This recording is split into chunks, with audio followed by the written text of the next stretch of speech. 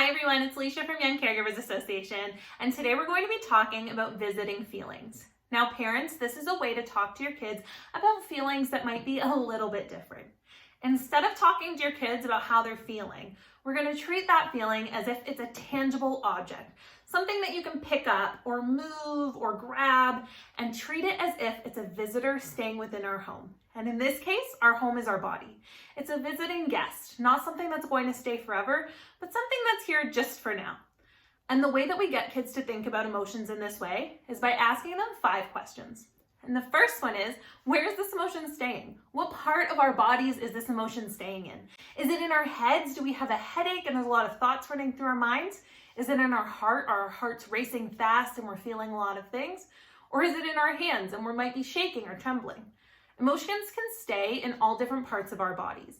In fact, our bodies can react to emotions in all different kinds of ways. So ask your children where this emotion might be staying for them.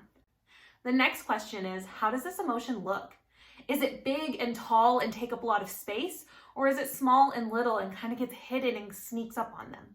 Is it something that's shiny and really easy to find? Or is it something that's a little bit dull and maybe can't always see? This emotion is going to look different for everyone. So ask your children, what do they think it looks like? What color is it? How big is it? What shape is it? See how they define this emotion and how they see it in a tangible way. The next question we're going to ask is, how does this emotion feel? Is it soft and something that's not so intimidating, or is it hard and a little bit scary? Does it feel really heavy? Is it weighing hard on them? Or is it really light and something that they might be okay with them visiting for a little bit longer?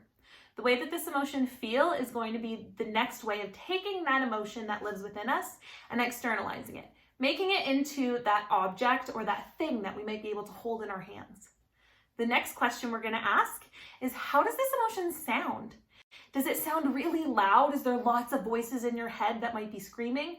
Or is it quiet and something that's kind of in the background? Does it sound like someone or something that you might have seen in the past? Or is it something completely new? How does this emotion sound to your child? And finally, we're going to ask our children, what's it saying? So now that we know how your emotion sounds, if it's loud or quiet, if it sounds like someone you might know, what words are it saying? What's it trying to tell you? What is it saying in your mind and in your heart? Asking your children this can help us get to know our emotions in a different kind of way. Rather than it being something really strange and out there that we can't control, it's a friend or a visitor that we're going to get to know a little bit better, so that way we understand them a little bit more. By asking these questions, we can kind of treat it like an interview. In a way, we're working through these 5 senses to ask our children, how do their emotions impact them in all these different ways? But instead of asking them those hard questions, we're just treating it like getting to know a friend. And eventually, that friend is no longer going to be there. When we think about having a guest in our house, sometimes they're there for a day, sometimes they're there for a month. It depends on who that guest is. And it's the same for our emotions. Sometimes we'll feel things for an hour, and sometimes it'll be a day, a week, or even longer. By treating our emotions as visitors, we know that eventually they're going to leave, and eventually it'll be okay again. And so I hope that this is a strategy that you can use with your children and looking at emotions in this really unique and tangible sort of way.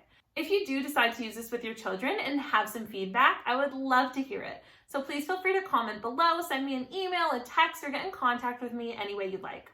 I always love hearing from you and hearing about how these different strategies work within your own lives. So thank you everyone so much for listening today, and I hope you're all having a wonderful day, and I can't wait to see you all in my next video. Bye everybody.